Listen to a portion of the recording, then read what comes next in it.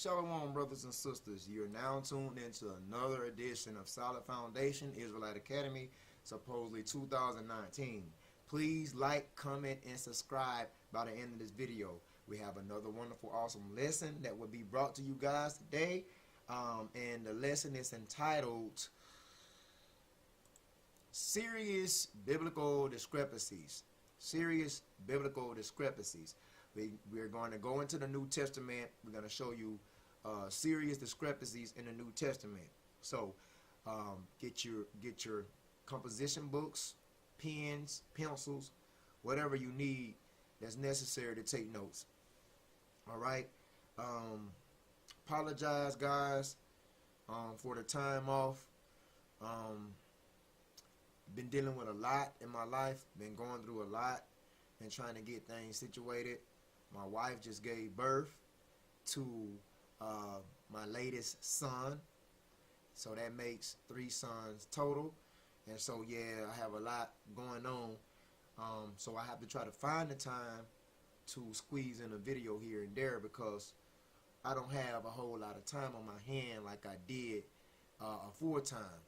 So I apologize for the gap, because I usually keep the videos coming from back to back. So I apologize, brothers and sisters. But we're going to go on today with the lesson entitled Serious Biblical Discrepancies. And we're going to get straight into it, man. So I hope you guys are edified. Please like, comment, subscribe, share the video, support the ministry, support the movement, help us. Also, you might want to check me out on Facebook. That's Facebook, Shabar Judah Israel. So feel free to check me out there. I hope all is well. So now we give double honors to the elders, salutations to the Akim that's preaching and teaching this truth and sincerity, edifying the blacks, Hispanics, Latinos, and Native Americans, which are the biblical original Israelites of today. And last but not least, all praises, due honor, glorification to Yahweh, Ba'ashem Yahushai, who the world calls God, and Jesus Christ. And we're going to get into the lesson, so let's get into it. Now you're going to need a Bible for this, so grab your King James Bible if you will. I'm going to be using the Blue Letter Bible online, so you guys can see the book, chapter, and verses. So, dealing with serious biblical discrepancies. What is the first one? The first one is John 1 and 11. Now you got to understand, please understand over and understand this. Something I got to shoot out here to you guys as well. Let me shoot this out here to you guys. Just the extra take on the New Testament. As you can see right here, it says the New Testament of our Lord and Savior Jesus Christ. And that is the Messiah, who is the Savior of the elect of the nation of Israel. So when it says our Lord, it's pertaining to the nation of Israel. The nation of Israel's Savior is Yahushua, who the world calls ignorantly Jesus Christ. So now, dealing with the New Testament, I got to put this out here for you guys. The New Testament consists of 27 books, and that's from Matthew to Revelation. Starts off with the 4 Gospels here. Now, this may be shocking to a lot of you guys concerning the serious biblical discrepancies of the Bible. This may be shocking to you guys. Mark and Luke are not disciples. All right? Mark and Luke are not disciples. They were not considered of the 12 disciples. Mark and Luke. I will show you this. So, Mark and Luke were not disciples, first and foremost. I'm going to show you that, but let me get through with this. I'll go back and show you that Mark and Luke were certainly not disciples of the 12. I will show you that. But let me finish this. So dealing with the 27 books in the New Testament, you have from Matthew to Revelation. Okay?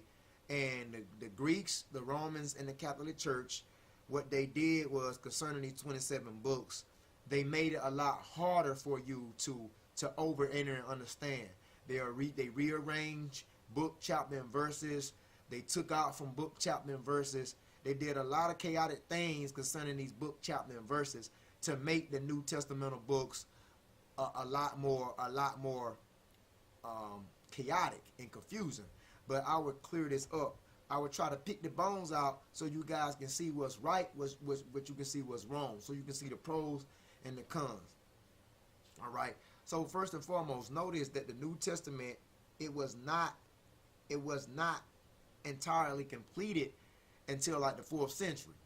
So like after the 4th century, then you had the New Testament on the scene that was like pretty much completed. But before the 4th century, the New Testament was not fairly completed. It will only be on the scene after the 4th century. Okay? And so after the 4th century, you had the Greeks, the Romans, and the Catholic Church.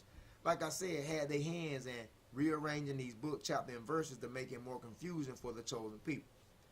Wanted to put that out there. So let's go with the first book dealing with serious biblical discrepancies. And before the lesson over, I will explain Mark and Luke. They are not concerning the 12 disciples. They're not part of the 12. Mark and Luke were not disciples of the 12. I will get to that. Now I will get to that by the end of this video. But let's deal with the first serious biblical discrepancy. That is dealing with John. So John is the 4th gospel. Matt, Mark, Luke, and John. These is what you call the four gospels. We're going to go in John and deal with John 1 and 11. Now I'm going to pick out the biblical discrepancy in this. He came to his own, and his own received him not. Now there's something seriously wrong with this verse. I'm going to pick it out. So what's wrong with the verse? First and foremost, he came to his own. Now when it's talking about he, that's talking about the Messiah, who you ignorantly call Jesus Christ, who we know as Yahweh-Shai. All right? He came to his own. The Messiah came to his own. The Messiah being Yahweh-Shai, okay?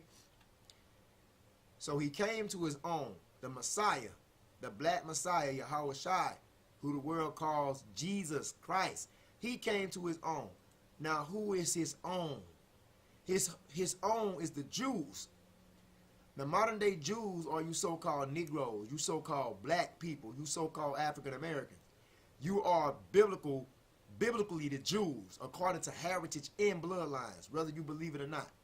So the Messiah, Yahweh-Shai, he came to his own, the Jews. This is talking about the Jews. And his own received him not. So this is the question dealing with serious biblical discrepancies. Pay attention, brothers and sisters. Please jot this down. Pay attention. So, dealing with John 1 and 11, when he came to his own collectively as of a whole. Yes. But it said his own received him not. The question is, did all the Jews reject the Messiah? Did all the Jews, did all you so-called Negroes, did you reject the Messiah? Or did some of the Jews reject the Messiah? Dealing with John 1 and 11. So let me grab my pen here, and I will begin jotting down. John, I'm going to write it real small. John chapter 1, verse 11. It says that he came to his own. That's what it said. His own right here is dealing with the Jews. That's his own. And it also says in John 1 and 11, his own received him not. So it says his own received him not. So when it says his own received him not, when it says that, the question is, did all Jews reject the Messiah? Did all Jews reject the Messiah? No. Did all Jews reject the Messiah? No. The answer is no. All Jews did not reject the Messiah. So, concerning serious biblical discrepancies in St. John 1 and 11, it should have been he came to his own, and some of his own received him not. You see? So it should have been not he came to his own and his own received him not. It should have been in John 1 and 11. He came to his own, and some of his own. It should have been some of his own received him not. Not his own received him not. So the Greeks, the Romans, and the Catholic Church want to make you think that all Jews collectively as of a whole rejected the Messiah when he came. They want to make you think that. You see? So we're going to move on. Now, if you don't have this jotted down, please go back and pause the video. We got to move on. Okay? So I hope you guys enter and understand John 1 and 11. It should have been not his own received him not, but it should have been some of his own received him not. How do we know that? St. John 8 and 32. Let's go there. St. John 8 and 32 as a precept to show you all Jews collectively did not reject the Messiah. Okay, you see right there? So he tells the Jews in St. John 8 and 32, ye shall know the truth, and the truth shall make you free. So this is the Messiah speaking to the Jews. Back up. Go to St. John 8 and 31.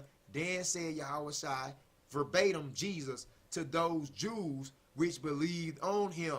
So there were certain Jews which believed on him. So collectively, you know, when he says in John 1 and 11, he came to his own, he came to the Jews collectively. But John 1 and 11 says, and his own received him not. It would have been better for it to say, some of his own received him not, because we are showing you in John 8 and 31, it says there were Jews which believed on him. So all Jews as of a whole did not reject the Messiah. There were certain Jews which believed on him. There was Jews which believed on him. See, there were Jews which believed on him. Another biblical discrepancy in the Bible. Another serious biblical discrepancy in the Bible. It's John 10 and 31. So let's check that out. Another biblical discrepancy in the Bible is John, let me get the brush. John 10 and 31. We will go over that. It's John 10 and 31. So let's check out that concerning that biblical discrepancy. John 10, 31. See, then the Jews took up stones again to stone him.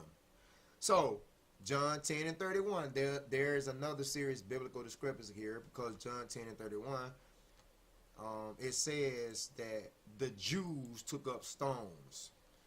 So, it says that in 10:31, it says, the Jews took up stones. The Jews took up stones. 10:31. Then the Jews took up stones again to stone him. So it makes it seems like collectively as of a whole, as of a unit, all Jews took up stones to try to attempt to kill the Messiah. But it would have been better to say, then some of the Jews took up stones again to stone him. So there is another serious biblical discrepancy in John 10 and 31, because it would be better to say, it would have been better to say, not the Jews took up stones to stone him, but it would have been better to say, what? You guessed it. Some of the Jews took up stones, because we know collectively as of a whole, all Jews didn't reject the Messiah. But this is what the Greeks, the Romans, and the Catholic Church did, because they wanted to brainwash people and getting them to believe that all Jews collectively rejected the Messiah, and he gave room to the Gentiles.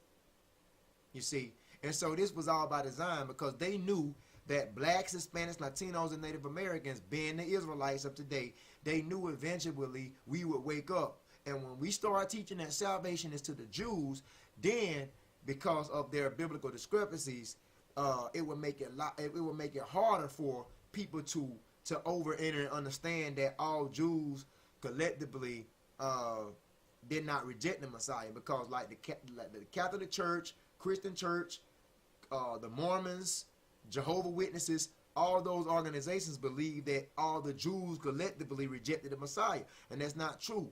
This is what you get because the Greeks, Romans, and the Catholic Church with these biblical discrepancies. So I'm trying to clear this up. It would have been better off for St. John 10:31 to say, then some of the Jews took stones again to stone him, not the Jews.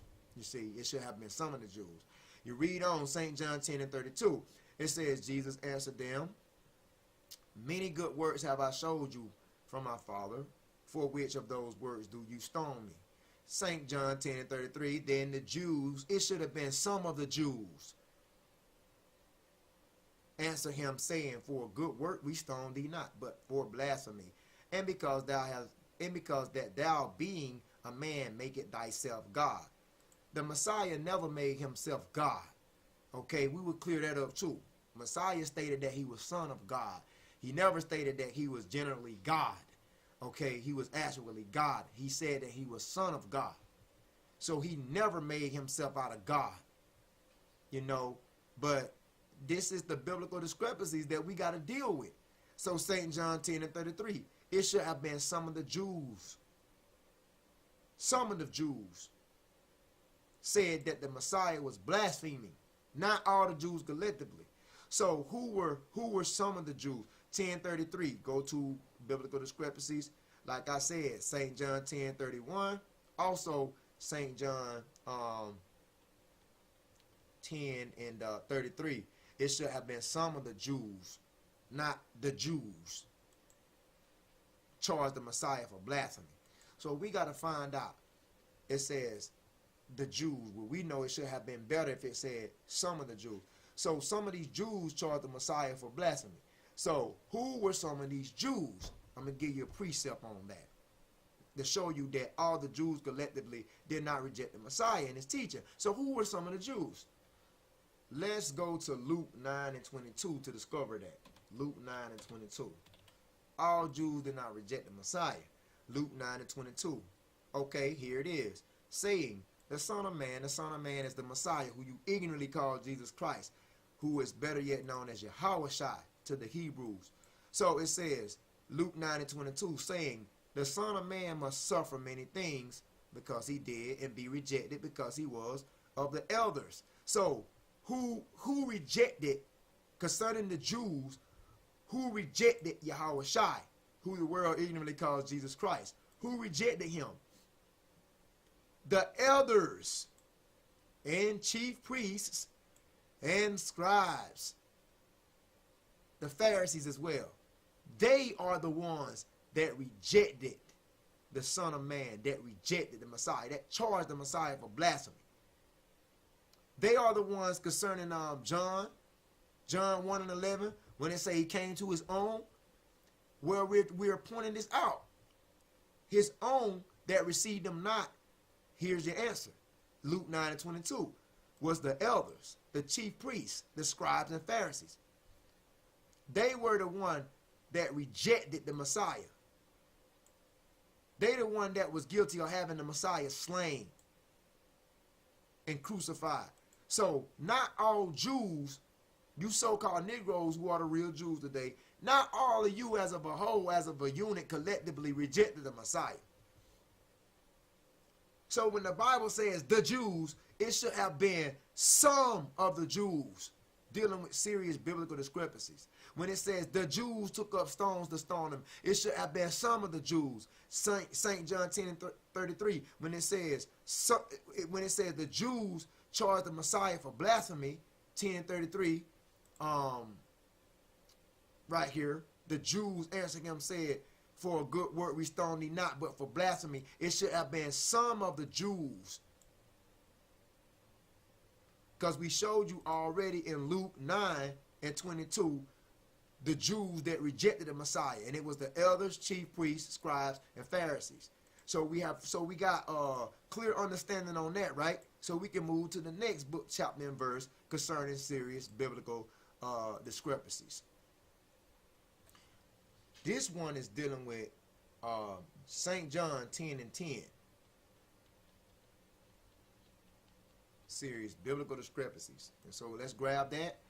John 10 and 10. We'll clear that up as well. Not John 10 and 10, I'm sorry. Wrong book, chapter and verse. Let's grab the correct one. Sorry for that. So actually it's St. John 10 and 30. So just disregard this verse right here. It's actually St. John 10 and 30. So sorry for that error, brothers and sisters. St. John 10 and 30 concerning serious biblical discrepancies. I apologize. Let's go over that. St. John 10 and 30 says, I and my Father are one. So do you honestly believe that the Messiah was God in the flesh? That can't be true. He said, I and my Father are one, but does this mean that the Messiah was God in the flesh? Because a lot of Christian churches, a lot of just spiritual organizations in general, a lot of these spiritual organizations of today is definitely the Christians, the Mormons, Catholics, Jehovah's Witness, Church of Latter-day Saints, all these modern day spiritual societies. They basically believe that the Messiah was God in the flesh, and that's not correct. Now, what have them to believe that is John 10 and 30, because it says the Messiah stated, matter of fact, let's click on the red letter edition, and you can see that he stated this. So in the red letters is the Messiah speaking, Yahushua. He said that I and my Father are one. So what does that mean in St. John 10 and 30? This is a serious biblical discrepancy, because the people that had their hands in this, the Catholic Church, they should have noted it better. So let me explain. So John 10 and 30, first and foremost, is by no means implying that the Messiah and the Father are the same. So when it says that they are one, what does it mean? Because this is by no means implying that they are the same and that the Messiah was God in the flesh. Because the Heavenly Father cannot be subjected to a human being. He's too powerful. So the Messiah said that him and the Father are one. This is not by no means implying that the Messiah was God in the flesh. So what does it mean here? This means that this is talking about in harmony. This is talking about in harmony, in unison. Unison. If I'm spelling that correct. In harmony, let's say in agreement. All right? In agreement. So this is talking about in harmony, in unison. That might not be spelled correctly, but take the mistakes for love and agreement. So when the Messiah stated in St. John 10 and 30 that they are one, that him and the Father are one, this is talking about agreement, harmony, and unison. Because when you rehearse the righteous acts, when you keep these laws, statutes, and commandments, when you walk with God and keep these laws, you know, it can be said that you and the Father are one. That's all he's talking about. But there's a problem, man, because, like I said, this was all by design to make people believe that, because you got to understand the Catholic Church are a bunch of pagans, and this was all by design to make the people believe that the Messiah was God in the human flesh. You see? And so you had St. John 10:31. Then the Jews took up stones again to stone him. Like I said, concerning serious biblical discrepancies, it should have been better to say, then some of the Jews took up stones to stone him.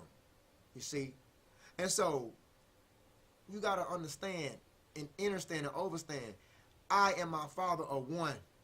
Now, what they did not tell you, that they took off from this verse, because it should have been noted that in St. John 10 and 30, that I and my Father are one in what? I and my Father are one in agreement. We are one in what? We are one in agreement. That's how it should have been written. It should have been one in agreement, one in harmony. That's what it should have been. That's what should have been there. I and my Father are one in agreement, but they took that off. So this is another biblical discrepancy. See? Another thing concerning St. John 10 and 30, what upset the Jews, because the Messiah was speaking spiritually, but the Jews, they were listening carnally, so they couldn't really get it. So the Jews, you know, I'm pretty sure the Jews knew that the Messiah was not God, you know, because it was recorded in the scriptures that the Messiah was son of God, and even the prophets had prophesied that, you know, he would come. But when he came on the scene, I'm pretty sure the conscience Jews knew that the Messiah was actually not God in the flesh. It was just the unaware Jews that wasn't up on things when he said, I and my Father are one, because they couldn't understand the spiritual teachings, and they was listening carnally while he was speaking spiritually. And when he said, I and my Father are one, he was just talking about I and my Father are one in harmony, in agreement. Not that he was God, because the Messiah never stated that he was God. So please believe, like I said, that's another serious biblical discrepancy in St. John 10 and 30. It should have been stated, I and my Father are one in agreement. If you want a precept so I can show you guys that who you call the Messiah, Jesus, who we know as Yahushua, he said in the scriptures that he was not God. Let me show you a precept and we'll move on with the next biblical discrepancy. Let's grab Matthew 9 and 17 as a precept. Matthew 9 and 17.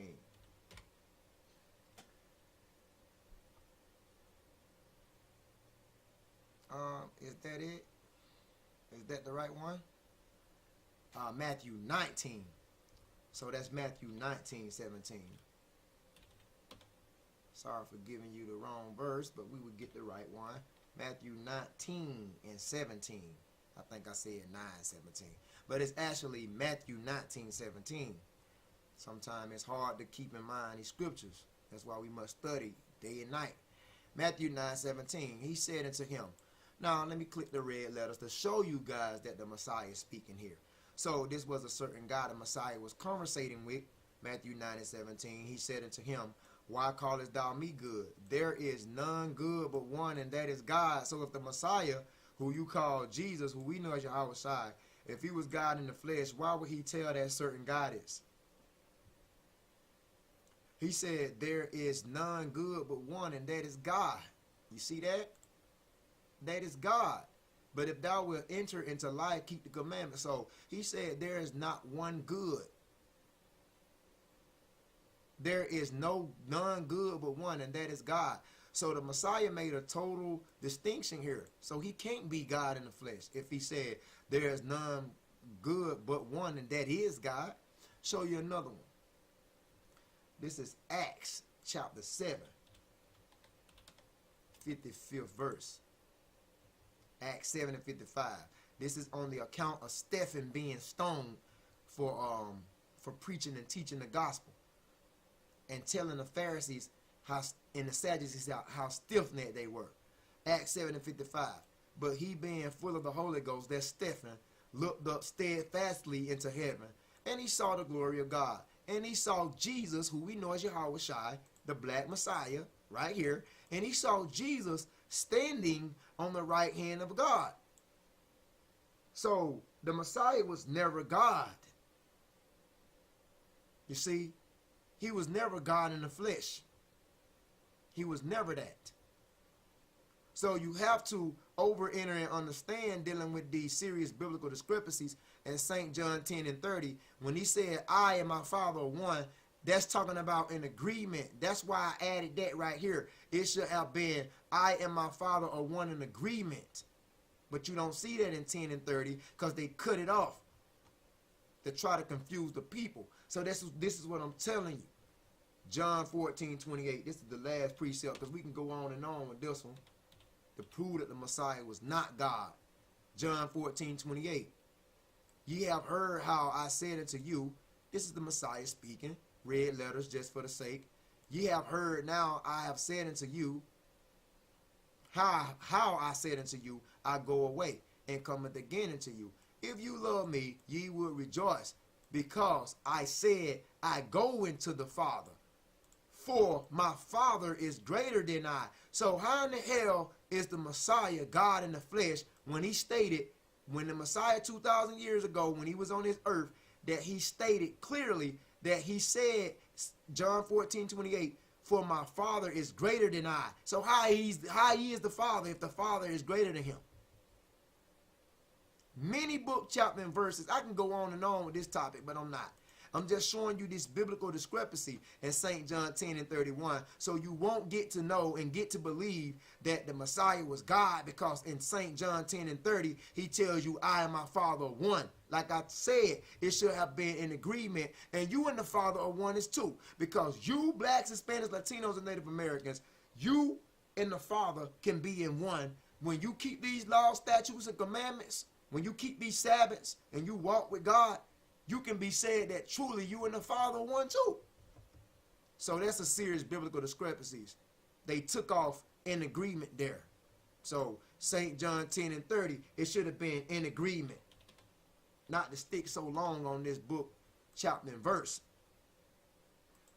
I don't want this video to be too long.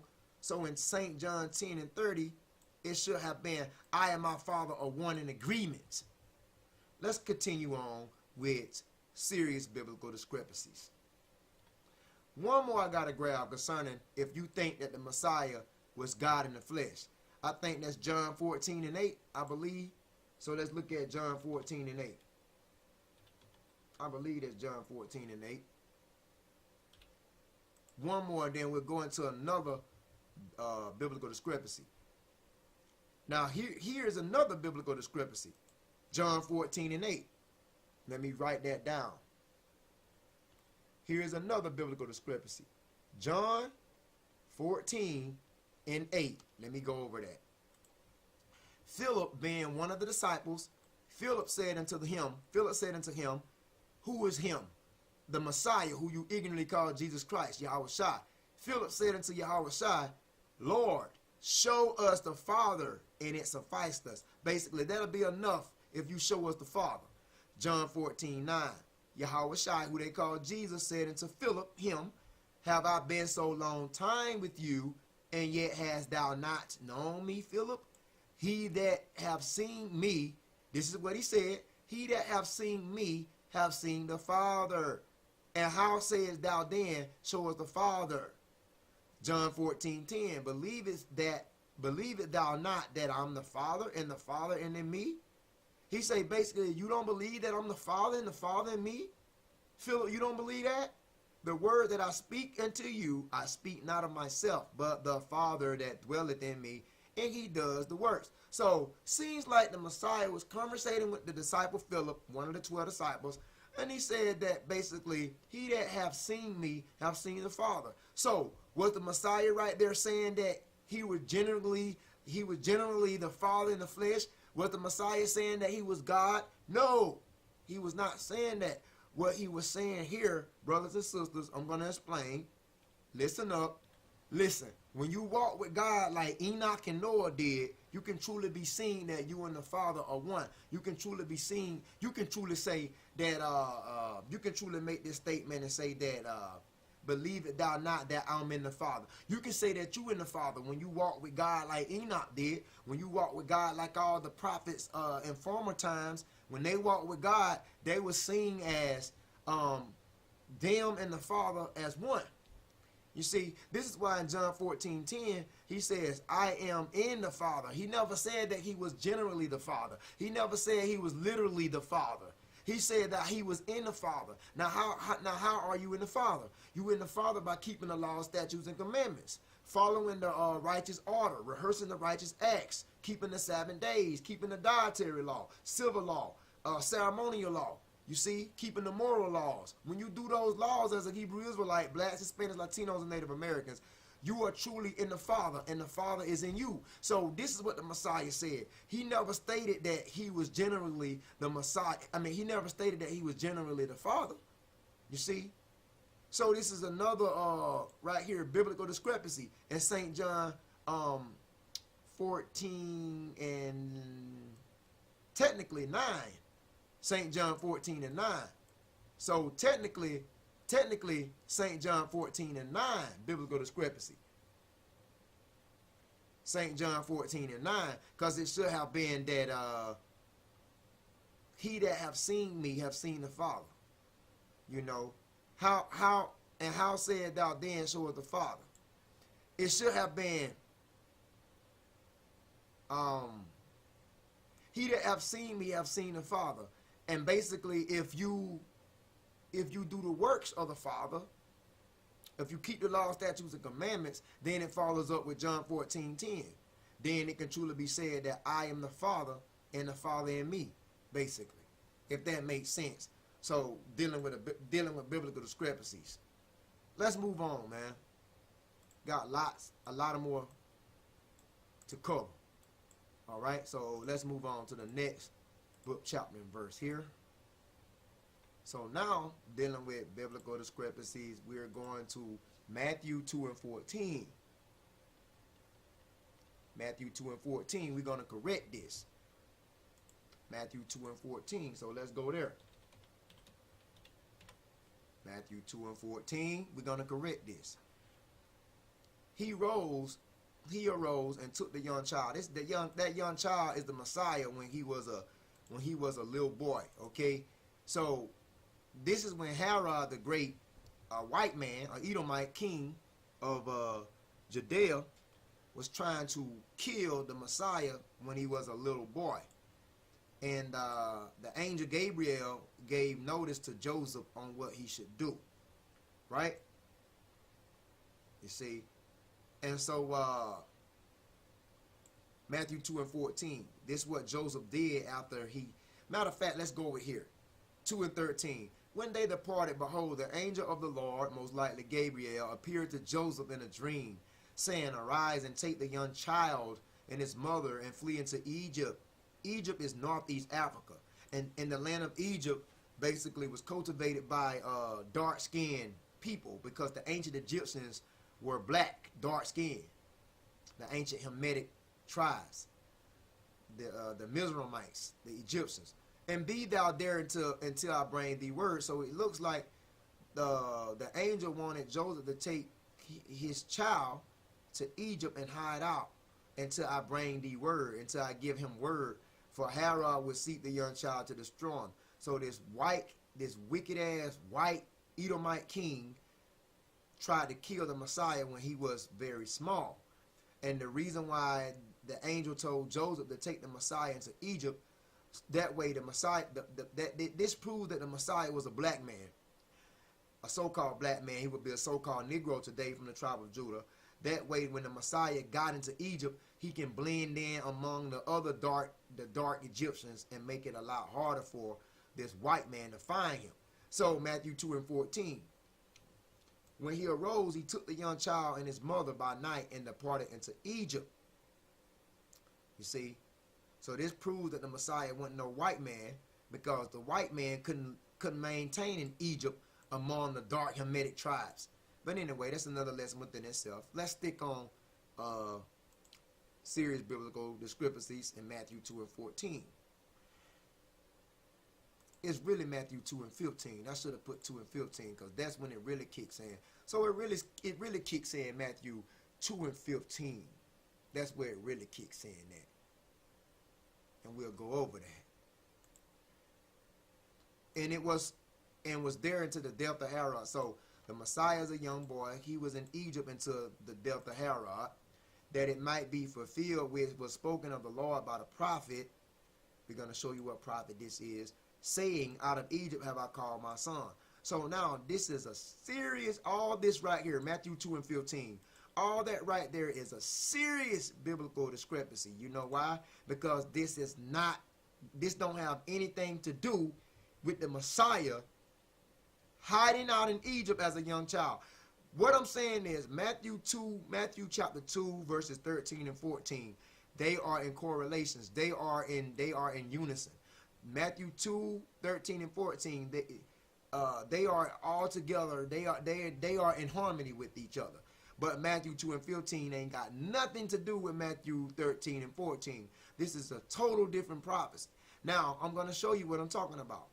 So, when it says, and it was fulfilled, which was spoken of the Lord by the prophet, saying, out of Egypt have I called my son.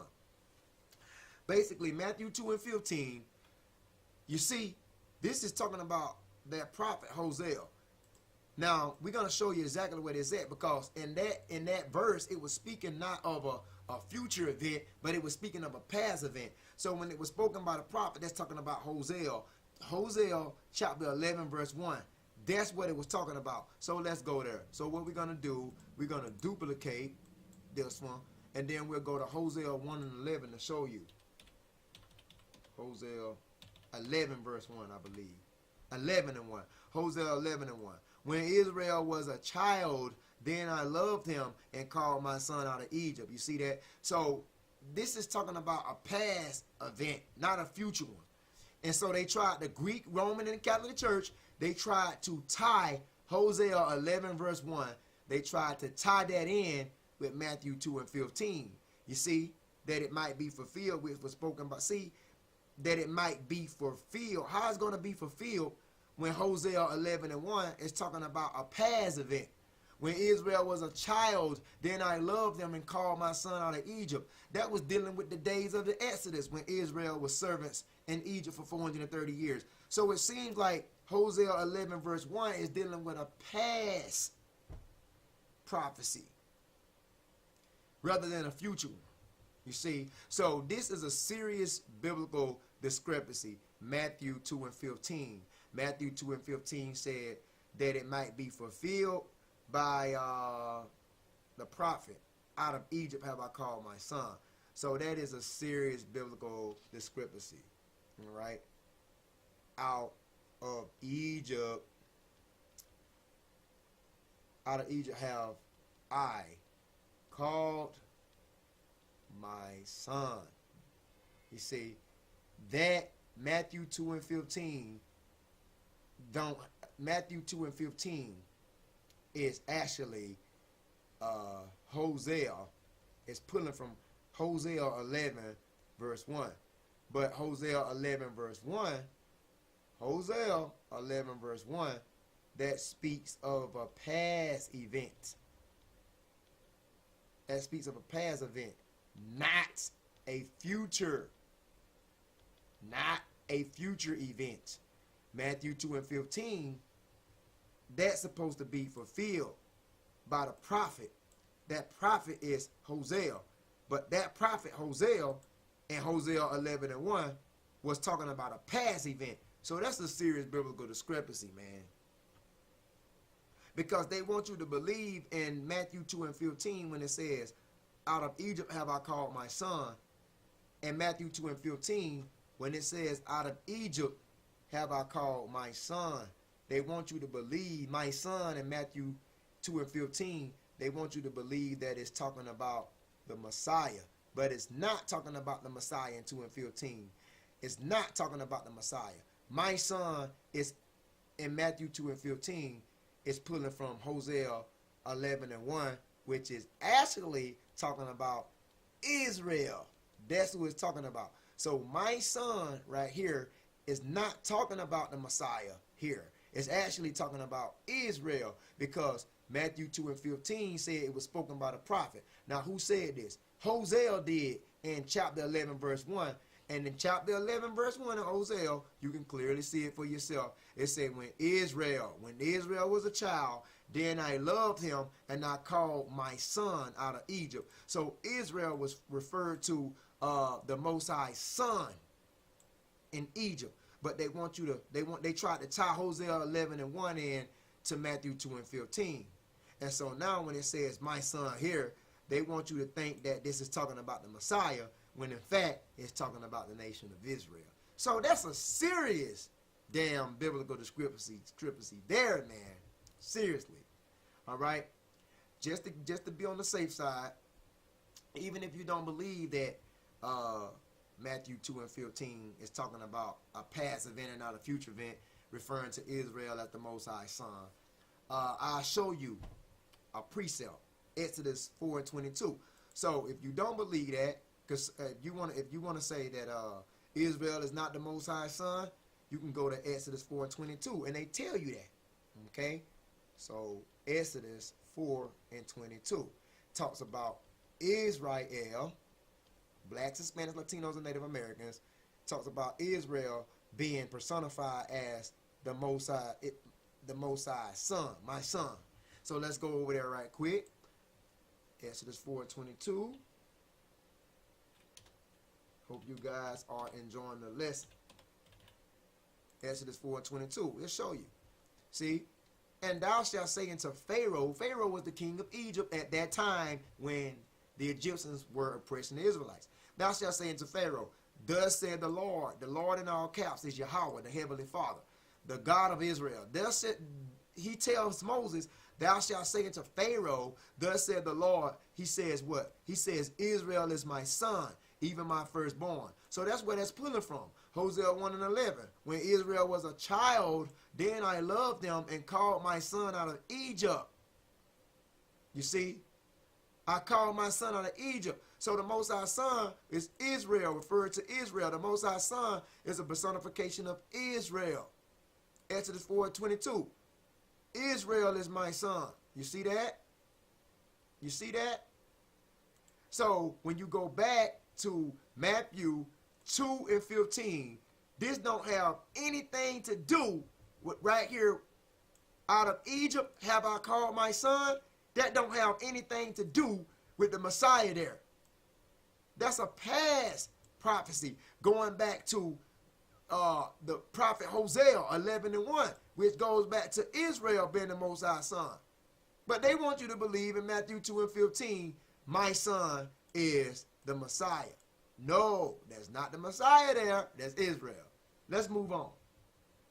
Okay, we're going to go down a little bit more dealing with the same book, chapter, and Matthew, the book and chapter, but we're going to go to verse 16. So hopefully you guys understand that, enter and understand, my son here is not referred to the Messiah. My son there is referred to Israel, relating to prophet Hosea 11 verse 1, when he called Israel out of Egypt, his son. Okay, so let's go on here. Let's deal with Matthew 2. Let's go all the way down to, let's deal with this biblical discrepancy.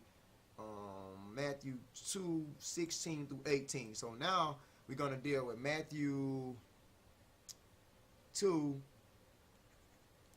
We're going to deal with Matthew 2, chapter 2, 16, going all the way through 18. We're going to deal with this biblical discrepancy. So let's read it, and let's get into it.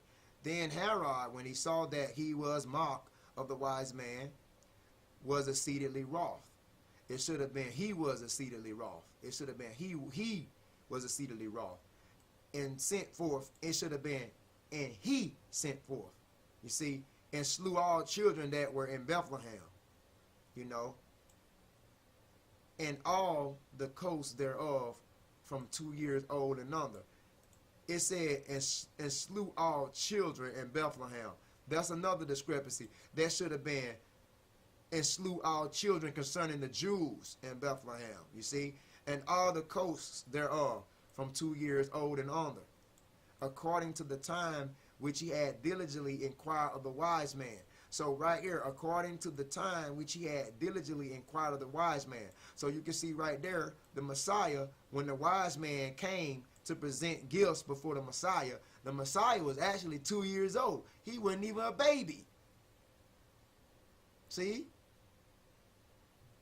Let's move on. Matthew 2 and 17. Then was fulfilled that which was spoken by Jeremy the prophet. Now this is talking about Jeremiah. We're going to see. Then was fulfilled that which was spoken by Jeremy the prophet. Jeremy the prophet saying. So we're going to deal with Matthew chapter 2 verses 17 and 18 to show you that there is a serious biblical discrepancy here. So we're going to deal with that. Okay? Matthew chapter 2 verses 17 and 18. Don't get caught up. I'm going to show you what's going on. So Matthew chapter 2, verses 17 and 18. So it was somewhere stated in the book of Jeremiah saying here, Matthew 2 and 18. In Ramah was there a voice heard, lamentation and weeping and great mourning. Rachel weeping for her children and will not be comforted because they are not. So supposedly Matthew 17 and 18, Matthew chapter 2 verses 17 and 18, this was fulfilled, which was spoken by Jeremiah the prophecy. All this was fulfilled basically. They trying to say dealing with Matthew chapter 2 verse 16 on back. But let me tell you something. Let me highlight all this so you can see. Matthew 2 verses 17 and 18 don't have anything to do with Matthew chapter 2 verse 16 on back. Matthew chapter 2 verses 17 and 18 don't have anything to do with Matthew chapter 2 verse 16 on back. That's why I got to highlight. So what is it saying here? Let me analyze it and break it down. Take notes. So Matthew 2 and 17 and Matthew 2 and 18 is dealing with a past prophecy that was spoken by Jeremiah. So we're going to go into that, dealing with Matthew chapter 2 verses 17 and 18, and we're going to analyze that. So let's find that book, chapter, and verse. So Jeremiah 31 and 15. Let's go there. We're going to go Jeremiah 31 and 15, because that's where they pulling from. Jeremiah 31st chapter, 15 verse. I'm going to explain. So here, 17 and 18 basically is pulling from Jeremiah 31,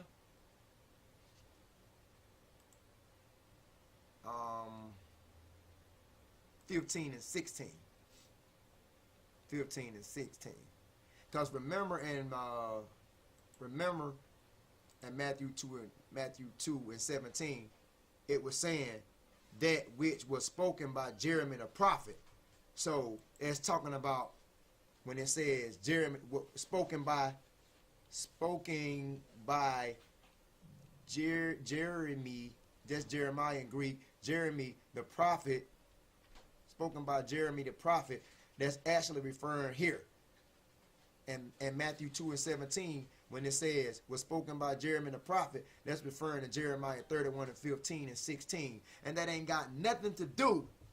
That ain't got Jeremiah 31 verses 15 and 16 don't have anything to do with the Messiah being a young child and Herod seeking to kill him and inquiring on the wise man to go and seek for him. That ain't got nothing to do. That's what I'm trying to tell you. Matthew 2 and 17, Matthew 2 and 18, both of these, Matthew 2 and 17, Matthew 2 and 18, don't have anything to do with Matthew 2 and 16 on back. This is what I'm trying to tell you. This is a serious biblical discrepancy. So let me break it down. So when it was spoken by Jeremy the prophet, Matthew 2 and 17, here you go.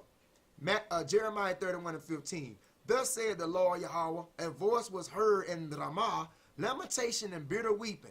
Rachel weeping for her children, refused to be comforted for her children because they were not.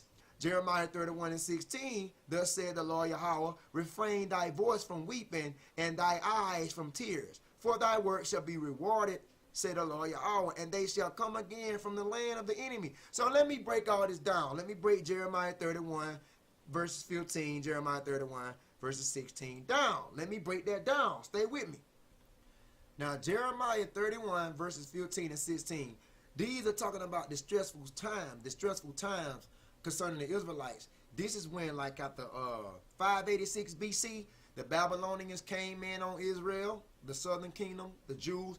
The Babylonians came in on them, and the Babylonians distressed them. The Babylonians took them as slaves and captives back to Babylon under the orders of King Nebuchadnezzar. King Nebuchadnezzar was king at that time. So this talking about how Israel was catching hell, dealing with the Babylonians and King Nebuchadnezzar.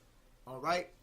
When it says a voice was heard in Ramah right here, that's basically talking about Ramah was a city of the Benjamite tribe.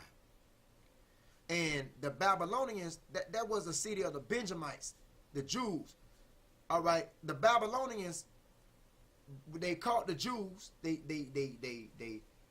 brought the Jews in custody, and they hold them in Ramah, which was a city of a Benjamite tribe, and they hold them Jews there as captives. Okay. So the Jews, the Israelites, the man, woman, and children, they were held in this city called Ramah before they were taken to Babylon. Man, woman, and children. This was a Benjamite tribe city, Ramah. Matter of fact, let's go into it. I will show you.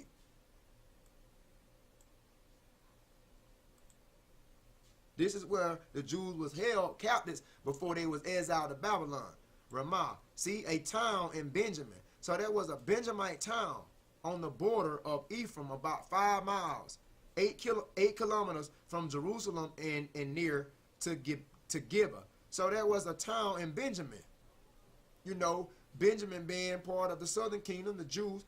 That was a town where they held those Jews at before they shipped them out to Babylon. Ramah. Okay, so y'all with me so far? All right. So keep in mind what I'm trying to explain is serious biblical discrepancies dealing with Jeremiah 31 verses 15 through 16 to show you that Jeremiah chapter 31 verses 15 through 16 don't have anything to do with Matthew chapter 2 verse 16 going on back. That's what I'm trying to tell you. So in other words, they want you to believe that Matthew 2 and 17, Matthew 2 and 18 got something to do with Matthew 2 and 16 going all the way back. And now I'm going to show you again, all this right here ain't got nothing to do with Matthew 2 and 16 going all the way back, because this was dealing with a past event. So when they talking about then was fulfilled, how it's fulfilled when Matthew 2 and 17, Matthew 2 and 18 is dealing with a past event, which takes you back to Jeremiah 31 verses 15 and 16 about the Israelites, the Jews, when the Babylonians came in on the Jews under the orders of King Nebuchadnezzar, captured man, woman, and child, Jews, in Ramah, which was a Benjamite tribe city, held them there captives until they exiled them out to Babylon. That ain't got nothing to do. It ain't got nothing to do with the Messiah as a young child and on the verge of Herod killing him. So that's a serious biblical discrepancy, man. All right? So also it says Rachel weeping for her children. Rachel represented the mothers of Israel. All those mothers of the Jews, that's what represented Rachel. Rachel, basically the matriarchs. A matriarch is a mother that leads a family. So the matriarchs, Rachel dealing with the mothers of the Jews, you know, weeping for her children because it was refused to be comforted for her children because they were not. Basically, nobody could help. Nobody could help these children. Nobody can help these people. So Rachel represented the mothers of Israel, weeping for her children, and weeping for the Israelites in servitude because they couldn't be comforted because there was nobody to rescue them at that particular time. You feel me? That ain't got nothing. This is all talking about. This is all talking about in Jeremiah 31 verses 15 and 16. This is all talking about when the Israelites caught hell, when the southern kingdom of Israel caught hell under the Babylonians. You see, so this ain't got nothing to do with Matthew 2 and 16 on back. So I don't know why they put then was fulfilled, because that's dealing with a past event, dealing with Jeremiah, and that's dealing with when Israel was slaves in Babylon. That's silly, man. So yeah, man, here go another serious biblical discrepancy. Not to just keep reiterating it. And also, Rachel was also the mother of Benjamin, because Rachel died giving birth to Benjamin. You see? Just an extra tape. Now I'm dealing with another serious biblical discrepancy in the Bible. Matthew 2 and 23. Let's deal with that. Lesson should be no longer than an hour. Matthew 2 and 23. So we're going to deal with Matthew chapter 2, verse 23. We're going to deal with that. That's another serious biblical discrepancy. really Matthew the second chapter, man, that's highly rearranged and has discrepancies in it. Matthew 2 and 23. So let's scroll down a little bit to Matthew 2 and the 23rd verse. Okay, so this can't be no fulfillment, and I'm going to tell you why. Matthew 2 and 23, man, there's something wrong with this. And he came and dwelt in a city called Nazareth. All right, that it might be fulfilled, because basically it's talking about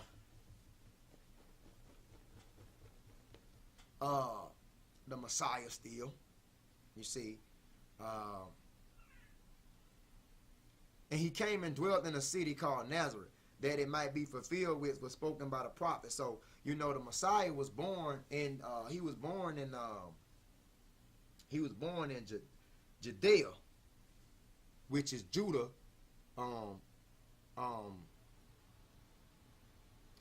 But here he came and dwelt in a city called Nazareth, that it might be fulfilled which was spoken by the prophets, he shall be called a Nazarene. Now, there's something seriously wrong with Matthew 2 and 23. There's something seriously wrong with this. Okay, and I'm going to show you this serious biblical discrepancy once more. I'm not going to hide nothing from you guys. Something is seriously wrong. Something is seriously wrong with Matthew 2 and 23. Now, let's peek it out. So he came and dwelt in the city called Nazareth, that it might be fulfilled which was spoken by the prophets, he shall be called a Nazarene. Now let me clear that up right quick. Nazareth, let me show you something. Nazareth or Nazarene, I don't know if I'm spelling that right, Nazarene. I'm going to show you something. Nazareth or Nazarene appears nowhere.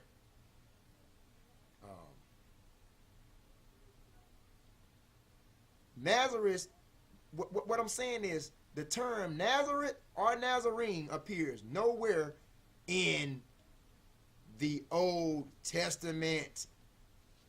Nazareth or Nazarene appears nowhere in the Old Testament. So Matthew 2 and 23, and he came and dwelt in a city called Nazareth, that it might be fulfilled which was spoken by the prophets, he shall be called Nazarene. You can't find that nowhere. Nazarene, that term, you can't find that nowhere in the Old Testament. You can't even find that word nowhere in the Old Testament. Let alone you can't find Nazareth nowhere in the Old Testament. So something is wrong with Matthew 23. This is a serious biblical discrepancy. Nazareth or Nazarene appears nowhere in the Old Testament. So what they are really talking about? How could Matthew 2 and 23 tell you he shall be called a Nazarene when this is nowhere in the Old Testament? When you can't even find the term Nazarene or Nazareth in the Old Testament. It appears nowhere in the Old Testament. So how can it be fulfilled in Matthew 2 and 23 when it says he shall be called a Nazarene?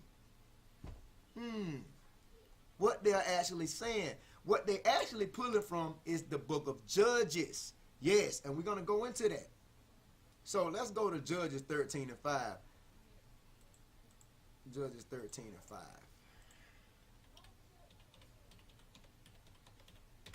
I'm going to show you what I'm talking about. Judges 13 and 5.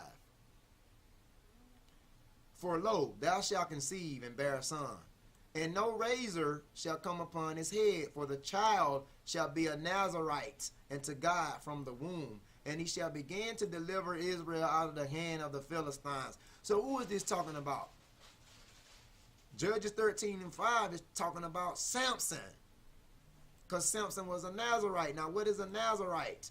A Nazarite is someone who takes a vow not to put a razor upon, not to shave his hair, not to eat or drink anything from the vine. That's a Nazarite. I'm going to show you something. Okay, so Samson is talking about Nazarite. A Nazarite is consecrated or devoted. A Nazarite, consecrated. So you can see pretty much a Nazarite, a kind of ascetic among the Hebrews who by vow abstain from certain things. You can see this in Numbers chapter 6. It tells you the law of the Nazarites. Like, well, basically, the agenda of the Nazarites. Basically, a Nazarite, the word has been applied from a Nazarite who did not shave his hair to a vine, which in every seventh, basically, and he didn't eat grapes. A Nazarite didn't eat grapes. A Nazarite didn't drink wine. A Nazarite didn't shave his hair. You can look this stuff up on your free time. Basically, a Nazarite is a man who vows to God to not cut his hair or to eat anything from the vine, like grapes, wine, and so forth. That's what a Nazarite is. So who is this talking about in Judges 13:5? It's talking about Samson, one of the strongest men that ever lived among the Hebrews. So it's talking about Samson. So what they want you to believe in Matthew 2:23, they want you to believe this is when it say he came and dwelt in the city called Nazareth. That's talking about the Messiah. That's talking about Yahweh there. So when it says in Matthew 2:23, he came and dwelt in a city called Nazareth, that is truly indeed talking about the Messiah, because you can call the Messiah a Nazarene. You can call him a Nazarene because he dwelt in Nazareth. But this is not going to work here, that it might be fulfilled which was spoken by the prophets. He shall be called Nazarene. You cannot find Nazarene in the Old Testament. You cannot find that word. You cannot find Nazareth in the Old Testament. So who is it actually speaking about? Right here, he shall be called Nazarene. No, that's actually speaking about Samson, because to make it clear, Samson shall be called a Nazarite. See, for the child shall be called a Nazarite unto God. See, a Nazarite don't have nothing to do with what you call Nazarene. A Nazarene is someone who occupies the land or born in the land of Nazareth. A Nazarite is an Israelite who makes a vow to God not to shave his hair or drink or eat anything from the vine. You see? So once again, Nazarite has no connections to Nazarene or Nazareth, because a Nazarite is one who takes a vow to God not to shave his hair or eat anything from the vine. So actually it's talking about Samson here, but they want you to believe it's talking about the Messiah. That's a serious biblical discrepancy. You see? That's what I'm trying to tell you. It's pulling from Judges. You see? So once again, Yahweh, who they call Jesus, he was a Nazarene because he was born in Nazareth. But there's no such quotation from Genesis all the way to Malachi that he shall be called a Nazarene. You see, once again, Jesus was called a Nazarene because who we know as Yahweh, he was called a Nazarene because he was born in Nazareth. But there are no such quotations that he shall be called a Nazarene from Genesis to Malachi in the Old Testament, because Nazarene or Nazareth is not in the Old Testament. So who is it referring to? When he says he shall be called a Nazarene, is actually referring to Samson when it says in Judges 13:5, for the child shall be a Nazarite. See? So Matthew 2:23 is talking about Samson, and they got y'all thinking that it's talking about the Messiah. Another serious biblical discrepancy. So this is in refers to Matthew 2:23. It's in refers to Samson.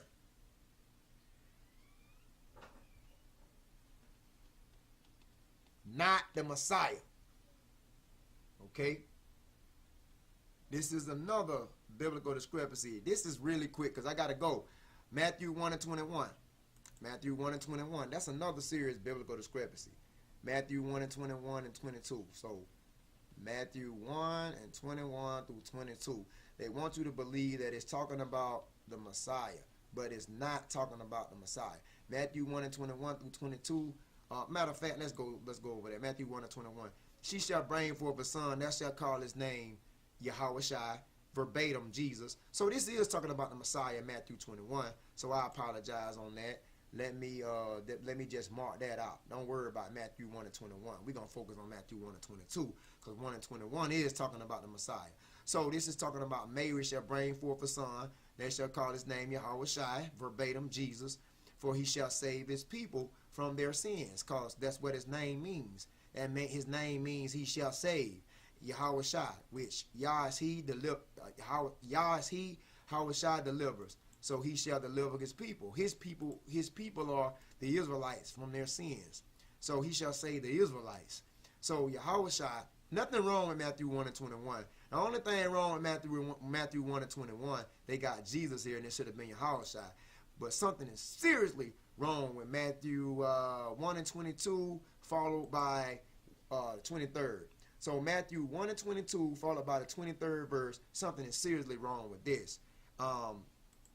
It says, now all this was done that it might be fulfilled, which was spoken of the Lord by the prophet. Now that prophet, that's right there, is talking about Isaiah. That's talking about Isaiah, all right? Because it's pulling from the book of Isaiah. Matthew 1 and 23, behold, a virgin shall be with child, and shall bring forth a son, and they shall call his name Emmanuel, which being interpreted is God is with us. So they want you to believe that Matthew 1 and 22 and 1 and 23 is talking about the Messiah. They want you to believe that Matthew 1 and 22, Matthew chapter 1 verses 22 and 23rd verse, they want you to believe that it's talking about the Messiah. But guess what? It is not. Once again, talking about the Messiah. It's talking about Isaiah's son. That's what it's talking about. And I know I probably spelled Isaiah wrong, but it's talking about Isaiah's son. It's not talking about the Messiah. Matthew chapter 1 verses 22 and 23 is talking about Isaiah's sons and not the Messiah. So that's another serious biblical discrepancy. You know what I'm saying? So, yes, a virgin shall be with child, shall bring forth a son, they shall call his name Emmanuel, which being interpreted God is with us, because Isaiah's son name was called Emmanuel.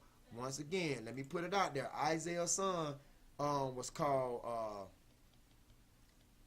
Emmanuel. If I'm spelling that right, Isaiah's son was called Emmanuel. Isaiah's son. Emmanuel don't have nothing to do with the Messiah. That's Isaiah's son. For instance, let's go to Isaiah chapter 8. I did this already concerning Isaiah's sons being Emmanuel, but we'll do it for a short take. Isaiah 8, like I said, man, when you go to Isaiah 8 and 1, we'll read all the way down to the 4th verse. So we're going to cover all this in a short nick of time.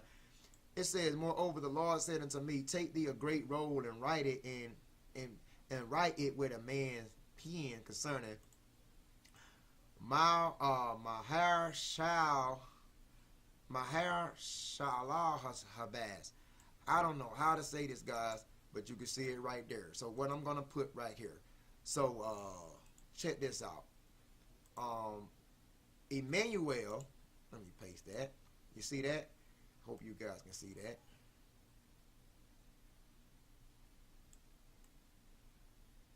Hope you guys can see it. Let me put it down a little bit. I want you guys to see it. So, Mahar Shal Habaz, however you say that, Mahar Shal Habaz, that is another, that is a synonym for Emmanuel. Okay?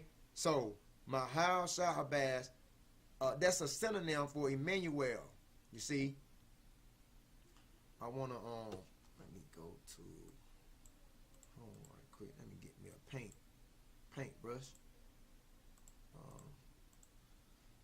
So, as you can see, wait a minute.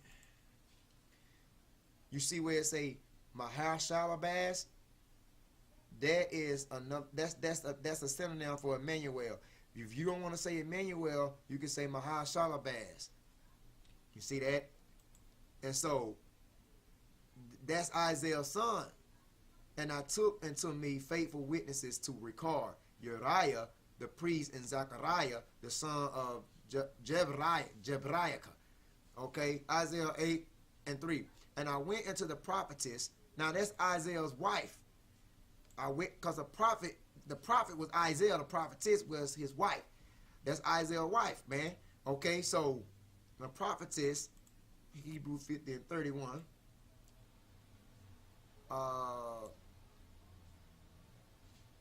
The wife of Isaiah.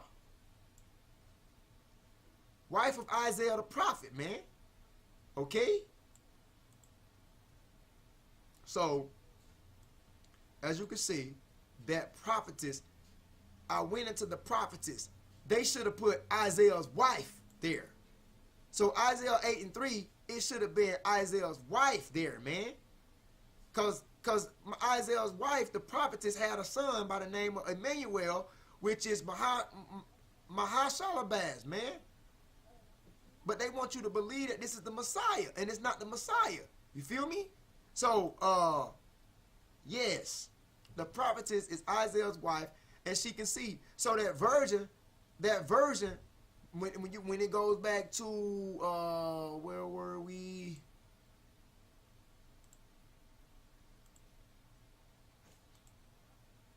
We'll read on. We'll break it down.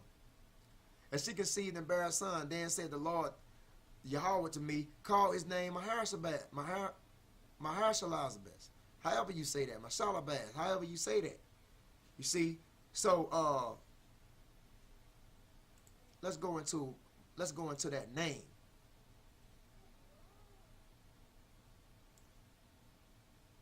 Mashalabaz. However you say that. Let's see, can we get pronounced? Strong's H 4122. Maher Shalal Hashbaz. Maher Shalal Hashbaz. Maher Shalal Hashbaz. Maher Shabaz.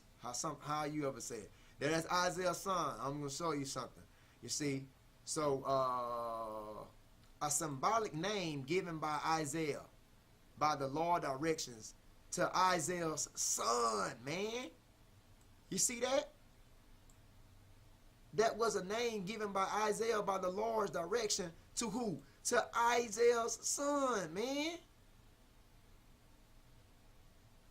Prophetic indication that Damascus and Syria were soon to be plundered by the king of Assyria. And back then, even though he did that, Mahashabaz goes back to Emmanuel, meaning that even though the king of Assyria did that to the Israelites, God would be with them. That's why Emmanuel means God is with us. Emmanuel. You see? So that is the symbolical name of the son of Isaiah, Mahashabaz, a.k.a. known as Emmanuel, man. You see? So I'm not making this up. So when they're talking about, this is what I'm trying to let you see. That's a serious, Matthew 1, verses 22 and 23, that's a serious biblical discrepancy, man. You see? Behold, a virgin shall be with child. That virgin right there, that's not talking about Mary. Okay? So, and Matthew 1 and 23, that virgin right there, let me go, I hope you guys can see it. That virgin right there in Matthew 23, that's not talking about Mary. That virgin is not talking about Mary. No, that's talking about Isaiah's. That's talking about Isaiah's wife. Okay? Because a virgin just means a young woman. Isaiah's wife shall be with child. That child was Mahashabaz, which is also known as Emmanuel, and shall bring forth a son. They shall call his name Emmanuel, which being interpreted, God with us. So Emmanuel, let's go into that. That's Isaiah's son, man. This is the last thing I'm going to deal with.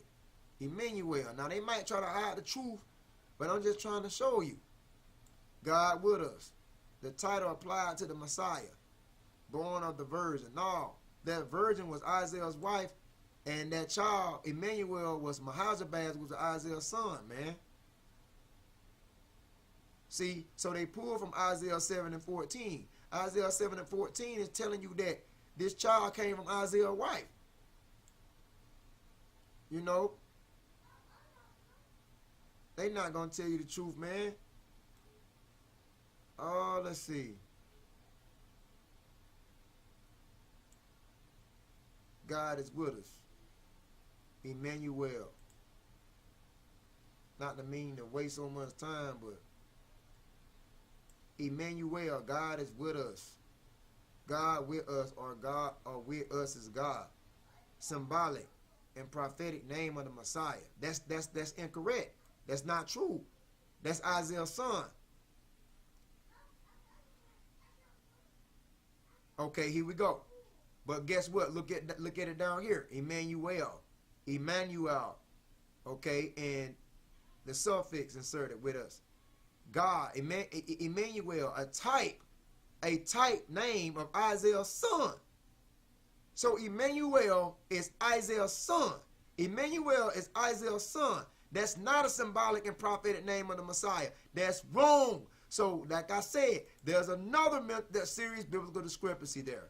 Do the rest of the research on your own, man. If you don't believe me, that's not only, I can show you so many biblical discrepancies in the Bible. It's a shame. But yeah, man, Emmanuel, a name of Isaiah's son, man. You see Hebrew 59, 7 and 3. You know. So enough said there. Solid Foundation Israelite Academy. Okay, this lesson has been an hour and 20 something minutes. Didn't intend on for it to be that long, but it is filled with edification that you can share with your family and friends. Brothers and sisters, please share this video, like, comment, and subscribe. Support the movement. Back the ministry up. Also, check me out on Facebook. Till next time, Solid Foundation Israelite Academy signing out. And with this, Shalom.